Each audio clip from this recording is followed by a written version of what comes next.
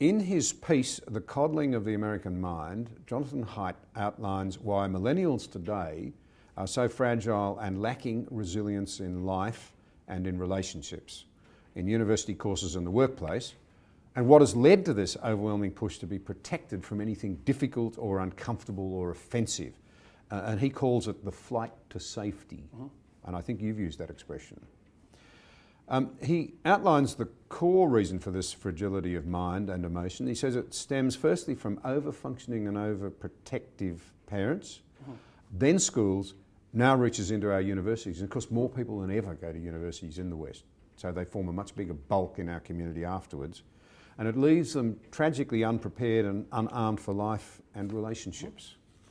Would you comment on that? Well, I think it's good to take a step back from that and think about it in the broadest possible terms.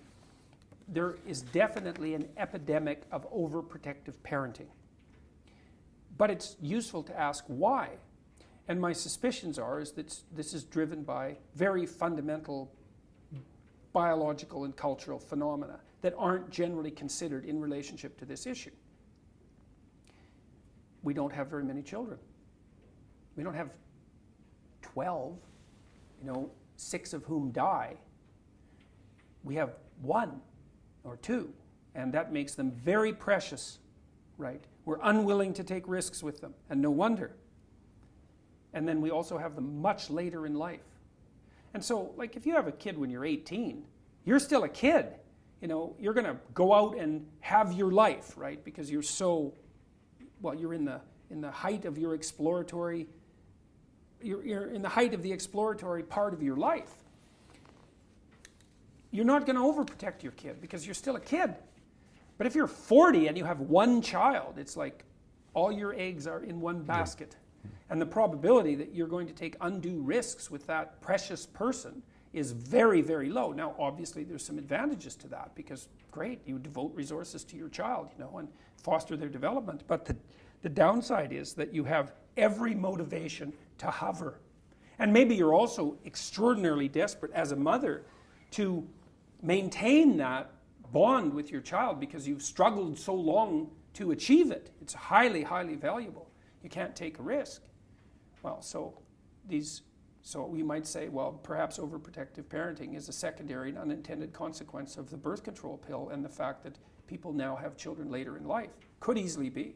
If you have 6 kids, it's like, what are you going to do? Helicopter parent them? It's like, no, you're so tired you can't even get off the couch if you have 6 kids. And they outnumber you, right? They're raising each other. They're competing and they're taking each other down a peg. There's no overprotection there. But with a single child landscape or dual child landscape, mostly a single child landscape, then you're going to overprotect. And then that ethos starts to permeate the schools and it starts to permeate the higher education institutions as those children mature. And then that all reinforces it. It's not good.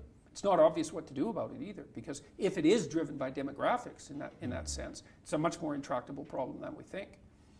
So I did some of that in 12 Rules for Life. I said, look, what you have to understand is that you're a danger to your children no matter what, right?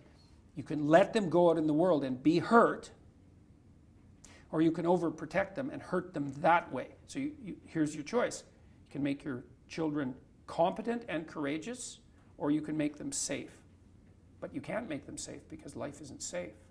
So if you sacrifice their courage and competence on the altar of safety, then you disarm them completely. And all they can do is pray to be protected.